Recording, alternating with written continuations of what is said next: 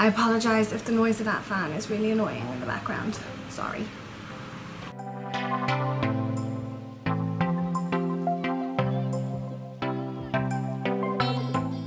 Hello and welcome back to my channel. Today I'm doing an update. The last video that I did was a giveaway. It was a giveaway, and before that was about my mental health. And in that video I had said that I knew I was going to feel different the next day because I was seeing my oncologist, and I always feel so much better after I've seen her. For a number of reasons, my appointment to see my oncologist after chemo and the surgery was delayed. So it was much later that I was seeing her, and that was unfortunate, but it's just the way that it worked out.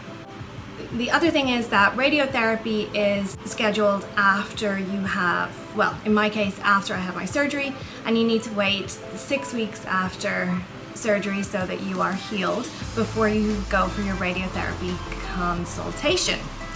So my radiotherapy consultation with radio oncology was scheduled for the 18th of July. The date that I was meeting my actual oncologist was the 19th of July. So then I get a letter through my door to say that the appointment for the 18th of July with radio oncology had been cancelled for reasons beyond their control. Then it was rescheduled for the 15th of August, so almost a whole month later. You have to just assume that they know what they're doing, right? So I was at my appointment with my oncologist. She answered all of my questions for me. She gave me loads of information. She cleared up a lot of things for me.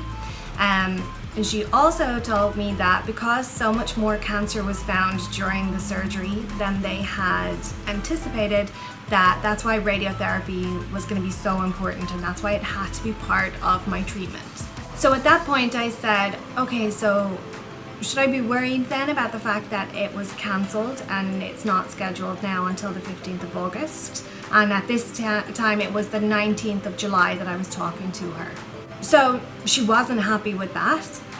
She said I needed to go up to my breast care nurse, so that's the nurse from the surgery team, because it is surgery who are responsible for sending on the referral for the radiotherapy. So she said go to the breast care nurse and get them to give you an appointment earlier than that, because that's not quick enough. So the oncologist was saying, you know, this is serious, we need to keep a close eye on you. And her and my GP are, I think, the only people who are thinking that way about me at the moment. To be honest, it comes across as if the surgery team are just done with me now. Not my breast care nurse, I have to say that. She has been amazing throughout this entire thing. She is a lovely, lovely person, and you know, she's one of those people who has a calling in life to be a nurse. She is so good at it. So when I talk about the surgery team, I'm not talking about her. So I went up to my breast care nurse and I let her know what had happened with the oncologist. So she had a look on her screen and she saw, okay, the reason that they cancelled that appointment was because I hadn't seen the oncologist yet, and the way they like to do it is that I have to have seen one before I see the other. So my nurse sent on the email to the radio oncologist, to his secretary, so that a new appointment could be made sooner for me. So as a result of that, a few days later, I got a letter in the post to say that he would see me on the 8th of August. So I left the hospital, and then I was actually in the car park in Tesco, and I got a phone call only a few minutes later, a few minutes after leaving the hospital, from the oncologist's nurse to say that the oncologist had phoned the radio oncologist herself. This is getting very complicated without using names, isn't it? She phoned him herself, and he told her he was going to be on holidays and it would be at least 3 weeks until I would see him. So that would be the appointment that I would get on the 8th of August. So she said that's not quick enough, and said I need to get back onto the breast care nurses and ask them to send through a referral to a different doctor so that I could be seen sooner than the 8th of August. As I said, it is the surgical team who is in charge of putting through the referral. And as I said, there is absolutely no sense of urgency when it comes to me. This was Thursday, the 19th of July. So I phoned my breast care nurse back and I said to her, it needs to be an entirely different doctor. So she said, okay, well, you know, all of the surgeons meet on the Friday morning and they'll discuss it and they'll see who to refer me on to. And then it would be after that meeting that the referral would be made. I didn't call on the Friday, and then I called on the Monday and I spoke to a different nurse, not my own, because she went on holiday then. And she basically just said that she saw that it had been left there for her to do and it was on her to-do list, and she would get around to faxing it over when she got a chance. Then on Tuesday the 24th, she rang me to let me know that she had sent a fax through. And that was the last I heard of that. It's now the 7th of August and I haven't heard anything back from that referral. So tomorrow's the 8th of August. That initial appointment that I had was for the 8th of August, so that's the one that I'm going to. So that's 9 weeks after surgery. So that's not even the radiation starting 9 weeks after, it's just me meeting the consultant. So I'm going to meet the consultant for the first time 9 weeks after surgery. I mentioned at the start that I had requested my medical records and that I now have them. So here's something that is important. I found out that after the surgery, what I was told were near but clear margins were actually invasive. I'm gonna guess that my oncologist thought I knew that, even though I didn't. And that's why she had said to me that that's why the radiation needs to start quickly. I know this now. She told it to me, so it's been 20 days. It's been 3 weeks of this anxiety of me wondering, like, am I gonna get this started on time? Is it gonna get the cancer?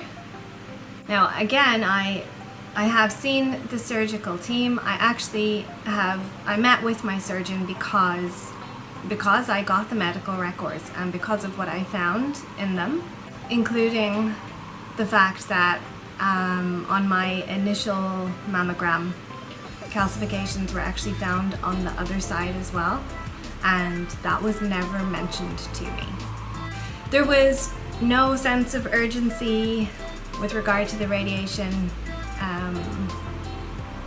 from him, and in fact there was no sense of urgency in monitoring the other side either. So that was something that I actually had to push for myself. I will be getting a mammogram on the right side next month because I just sort of begged for it, to be honest. So that is where I stand at the moment. Tomorrow I will be meeting that consultant and hopefully getting the ball rolling on the radiotherapy. So I think this really hit me after the surgery when I was in the hospital for nearly a week, and I had a really bad experience with some of the nurses. Here's an example. I'm in the bed. I had just been told that during the surgery they'd accidentally burned me, and I do have a scar from it, but they used that burned area to put one of the drains in. So, you know, a little while later I looked down and I still actually have a scar from it here, but I had this big red mark on me and I immediately thought it looked like a burn. There was a tiny little kind of blister on it, and I called in one of the nurses and I said to her, what is this? Is this another burn that they didn't tell me about? And she said, oh, it looks like where one of the stickers was. It didn't. I mean, the places where the stickers were much bigger and those looked entirely different. So, you know, I said, what kind of sticker is that? You know, I want to know what this is on me. is this going to scar permanently? It was clear that she thought that I was some sort of ageist or something, you know. Just so I knew how trivial she thought it was, she had a really loud conversation about it with another nurse just outside the door. I was incredibly vulnerable at that time. I was really emotional, having just had a breast removed, and I cried. I felt so bullied by them. So that's just one example, but yeah, it was at that time that I realized that nobody cares about you. So when you're a public patient, it's pretty much that nobody actually cares about you in there. They're just doing their job. And when you're a private patient, they don't care about you either, but they do care about your money, so you are treated better. So what I've learned is that you need to look after yourself. That's why I requested the medical records, because I had just found out by chance from someone letting it slip accidentally to me that I had 2 types of cancer. That's how I found out. Nobody told me, nobody was ever going to tell me about it. So I knew that there were things that were kept from me. So it prompted me to get the medical records. And then when I went through them, I realized that there was so much more that I hadn't been told. You know, for example, now with the situation with the calcifications on the right hand side, nobody ever mentioned that to me. That was never going to be monitored. So this time next year, if I hadn't found that in the records and I hadn't gone in and begged for my mammogram for next month, I could be in the exact same situation next year. And what's worse, I wouldn't have even known that it was preventable because nobody would have told me about the calcifications being there in the first place. You know, from the get-go, the struggle to get the diagnosis, then being turned away on the actual day of the clinic and not getting the scan, to the awful treatment in between from so many people. I mean, being confronted on the last morning of my chemo, what happened in the hospital after the surgery, I mean, the discovery of the 2 types of cancer. I mean, I genuinely feel traumatized. I'm so messed up after all of this. It's awful. And guess what? I'm not the only one. It's not like this is the first time that this has happened. Hello, cervical check scandal. As you can tell, feeling a good bit of anger now. Feeling pretty fed up with being treated a certain way. Anyway, so on that note, I shall say goodbye.